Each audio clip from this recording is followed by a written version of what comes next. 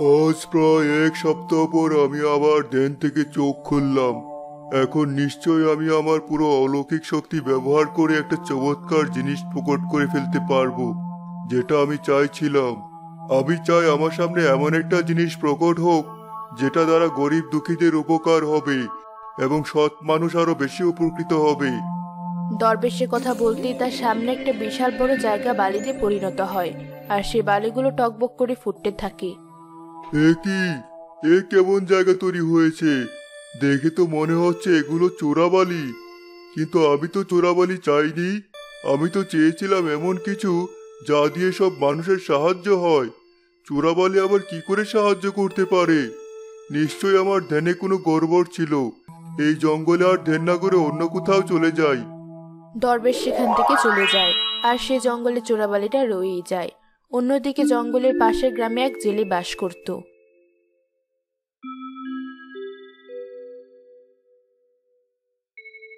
আরে গিন্নি, আমাকে তাড়াতাড়ি ডেকে দিবে না? সকাল সকাল না গেলে তো আর মাছ পাওয়া যায় না। তোমাকে তো ডাকছিলাম, তুমি নাক ডেকে ঘুমোচ্ছিলে। আমি তো ভেবেছিলাম আজ মাছ ধরতেও যাবে না। কি যে বলছো, মাছ ধরতে না গেলে হবে? আমার মেয়ে কোথায়? ওকে স্কুলে দিয়ে আমি মাছ ধরার জন্য চলে যাব। হাসি তো তৈরি হয়ে বসে আছি, তুমি খাবার খেলেও খাবার খাবে। তোমার জন্য অপেক্ষা করছি। মেয়ের তো বাবার জন্য দরদের শেষ নেই। এমন করে বলছো কেন? আমার একমাত্র মেয়ে আমার জন্য দরদ দেখাবে না তো কার জন্য দেখাবে? আয় মা, একসাথে খাবার খেয়ে নেই। হেলাল তার মেয়ের সাথে খাবার খেয়ে তাকে নিয়ে স্কুলের দিকে চলতে থাকে।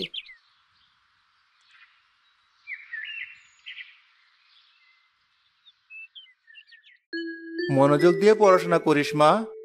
সে তো আমি করবই, তবে বাবা, আমার একটা সুন্দর জামার প্রয়োজন। কিছুদিন পর একটা অনুষ্ঠান হবে, সকলেই নতুন নতুন জামা কাপড় পরিয়ে আসবে, আর আমার কোনো নতুন জামা নেই। যা আছে সবগুলোই পুরনো হয়ে আসছে। চিন্তা করিস না, আজকে বা কালকের মধ্যে মাছ ধরে যে টাকাটা বাঁচবে সেই টাকা দিয়ে তোর জন্য একটা সুন্দর জামা কিনে আনবো। দেখি, আজ আমাকে মাছ ধরতেই হবে। নদীতে তেমন মাছ পাওয়া যাচ্ছে না, তবে হাল ছাড়লে হবে না। পথে হেলালের সাথে তার এক প্রতিবেশী বন্ধু আকাশের দেখা হয়। আরে হেলাল নাকি? কোথায় যাচ্ছ জাল নিয়ে সকাল সকাল? কোথায় আর যাব, মাছ ধরার জন্য নদীতে যাচ্ছি। ও আচ্ছা, ঠিক আছে যাও। আমি তো শহরে যাচ্ছি, নতুন চাকরির ব্যবস্থা হয়েছে, শহরে আজকাল কাজ করছি। তা তো শুনেছি, তোমার গিন্নি আমার গিন্নির কাছে গল্প করেছিল, আমি সেখান থেকেই শুনেছি। ভালোই করেছো, আজকাল তেমন মাছ পাওয়া যায় না। তাহলে আর বলছে কি, মাছ ধরে কি আর সংসার চলে? এই দেখো, আমার চাকরির 1 মাস হয়ে এসেছে। আমি কাল বেতন পেলাম, পুরো হাত ভর্তি করে বাজার করে বাড়ি ফিরেছি। ছেলে মেয়েগুলো কত খুশি হয়েছে। তোমাকেও বলি, এসব মাছ ধরা বাদ দাও, আর শহরে গিয়ে কোনো একটা কাজের ব্যবস্থা করো। সে আর কি করে করব, তুমি তো জানোই আমার কোনো শিক্ষাগত যোগ্যতা নেই, আর আমার বাপদাদারা সেই আগে থেকে মাছ ধরার ব্যবসা করে আসছে। আমি জেলে মানুষ, মাছ ধরা ছাড়া তেমন কিছু পারিও না, আমাকে দিয়ে ওসব হবে না। ঠিক আছে, আমি তাহলে গেলাম।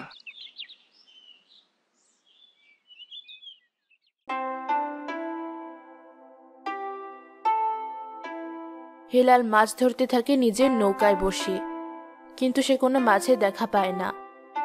আমি কি ভুলটা না করেছি?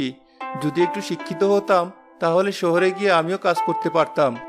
এখন তো এই নদীতে মাছই পাচ্ছি না। নৌকাটা বড় হলে সাগর বা কোনো নদীতে যাওয়া যেত। না, আর এখানে থাকা নয়, জঙ্গলের মধ্যে একটা নদী আছে, সেই নদীতে গিয়েই দেখি। হেলাল জঙ্গলের মধ্যে নদীতে চলে গিয়ে কিছু মাছও পায়।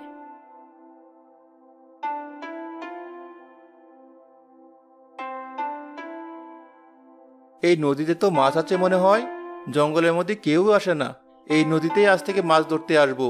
বেলা ভালোই হয়ে গেছে, আর কিছু মাছও পেয়েছি। যাই, এবার বরং বাড়ি ফিরে যাই। হেলাল মাছগুলো নিয়ে বাড়ি ফিরতে শুরু করবে, এমন সময় নৌকার চারপাশে ঝড় শুরু হয়। আরে, হঠাৎ করে এখানে ঝড় কি করে চলে আসলো? আমি তো এখন আর এই ছোট পুরনো নৌকা দিয়ে নদীর মধ্যে দিয়ে চালিয়ে যেতে পারবো না। আমি বরং নৌকাটা এখানে বেঁধে জঙ্গলের মধ্যে দিয়ে বাড়ি ফিরে যাওয়ার চেষ্টা করি। ওখানটাতে তো একটা বড় গাছ আছে, এই গাছের নিচে বসে কিছুক্ষণ অপেক্ষা করি। ঝড় একটু কমলেই বাড়ি যাওয়া যাবে। তা না হলে তো আবার এই বৃষ্টিতে ভিজে অসুস্থ হয়ে পড়তে পারি।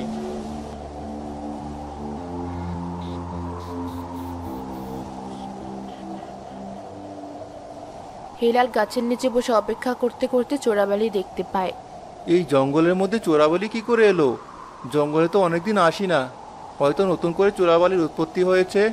হেলাল কিছুক্ষণ অপেক্ষা করে দেখতে পায় হঠাৎ সে চোরাবালির ওপর পাশ থেকে চকচক করছে স্বর্ণ মুদ্রা এবং কিছু মূল্যবান গহনা।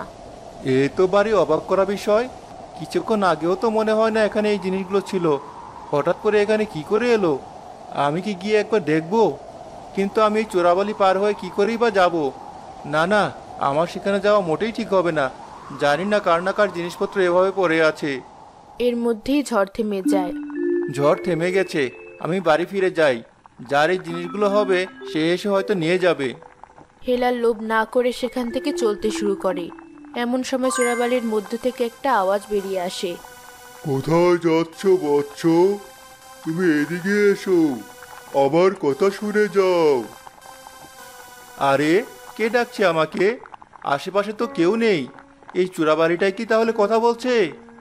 হ্যাঁ, আমি তোমার সাথে কথা বলছি। তুমি আমার উপরে এতগুলো স্বর্ণমুদ্রা দেখে সেগুলো না নিয়ে কেন চলে যাচ্ছ? তুমি কি চোরাবালিতে পড়ে যাওয়ার ভয় পাচ্ছ? না না, চোরাবালিতে পড়ে যাওয়ার আর ভয় কি?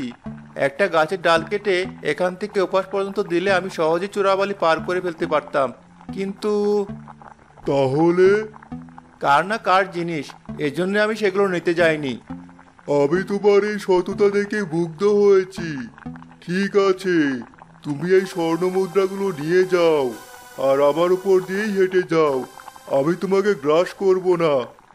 সত্যি বলছেন চোরাবালি? আপনাকে অনেক ধন্যবাদ। আমি দরিদ্র এক মানুষ, এত গহনা আমার কোনো প্রয়োজন নেই। কিছু স্বর্ণমুদ্রা হলে আমার হয়ে যাবে। নিজের জন্য একটা ভালো বড় নৌকা বানাবো, যেন আমি সমুদ্রে মাছ ধরতে পারি। ঠিক আছে, তোমার যতগুলো প্রয়োজন তুমি ততগুলো স্বর্ণমুদ্রা নিয়ে বাড়ি ফিরে যাও। হেলাল সে চোরাবালির উপর দিয়ে হেঁটে কিছু গহনা এবং স্বর্ণমুদ্রা নিয়ে নেয়। আমার এই অল্প কিছুতেই হয়ে যাবে। আমি এখন তাহলে চললাম।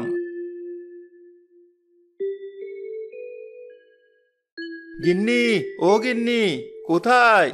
শুনে যাও, আজ কি হয়েছে আমার সাথে। আমাদের উপরওয়ালা হয়তো সন্তুষ্ট হয়ে আমাদেরকে উপহার দিয়েছেন। কি হয়েছে? এভাবে চিৎকার চেঁচামেচি কেন করছো? মনে হচ্ছে কোনো গুপ্তধন পেয়েছো। তাই পেয়েছি, এই দেখো।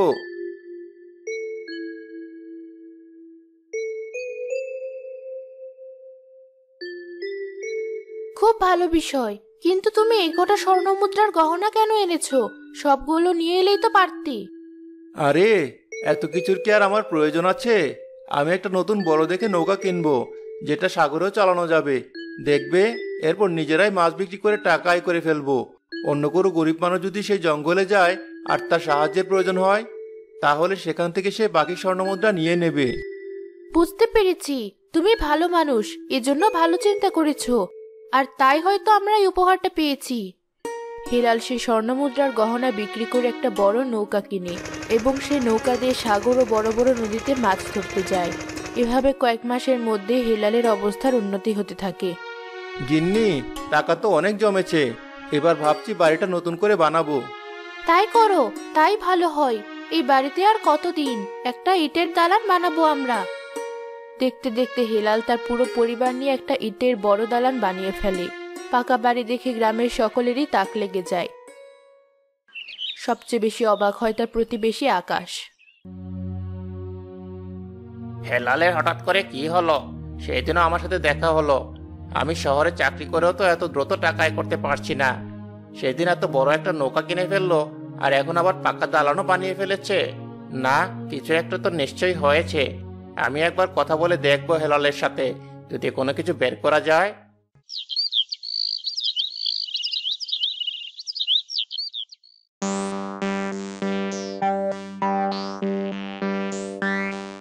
ও হেলাল, বাড়িতে আছো?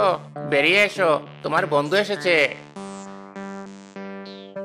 আরে আকাশ নাকি?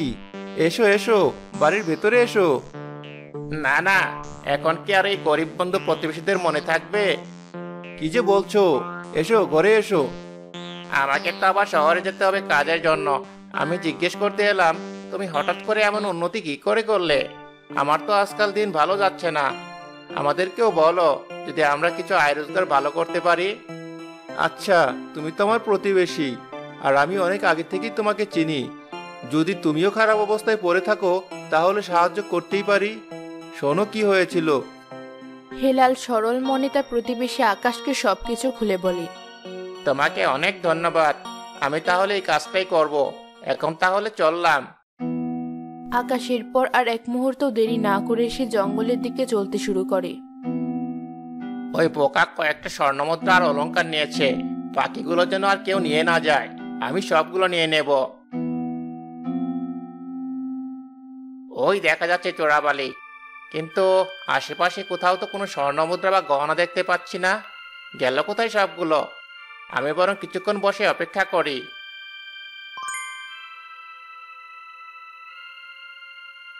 ওই তো চোরাবালির ওই পাশে স্বর্ণমুদ্রা আছে। আকাশ নিজে থেকে কিছু গাছের ডালপালা কেটে চোরাবালির উপর দিয়ে রাস্তা বানাতে শুরু করে। আর এক মুহূর্ত অপেক্ষা করলে চলবে না। ওই দিকটায় গিয়ে সব গহনা আর স্বর্ণমুদ্রা নিয়ে নিতে হবে। আমি ওই হেলালের মতো বোকা নাকি? এতক্ষণ অপেক্ষা করতে পারবো না। যদি চোরাবালি নিজেই সবগুলো আবার নিজের কাছে রেখে দেয়।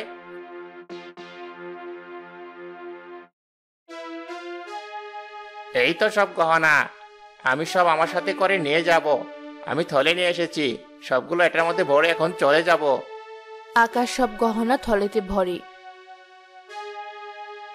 তারপর কোনো রকমে বাঁশ আর গাছের ডাল দিয়ে বানানো রাস্তা দিয়ে চোরাবালি পার হতে থাকে। কিন্তু ধীরে ধীরে সে সবকিছু নিয়ে চোরাবালিতে তলিয়ে যেতে থাকে। আরে এসব কি হচ্ছে? আমি তো চোরাবালিতে তলে যাচ্ছি। কে আছো? বাঁচাও! হা হা হা হা। তুই লোভ করে এখানে এসেছিস? আমি আগেই বুঝতে পেরেছিলাম। আর এখানে এতগুলো স্বর্ণমুদ্রা আর অলংকার আছে, তুই কারোর জন্য কোনো কিছু না রেখে নিজে নিয়ে চলে যাচ্ছিস। এতেই বোঝা যায় তুই কত বড় লোভী।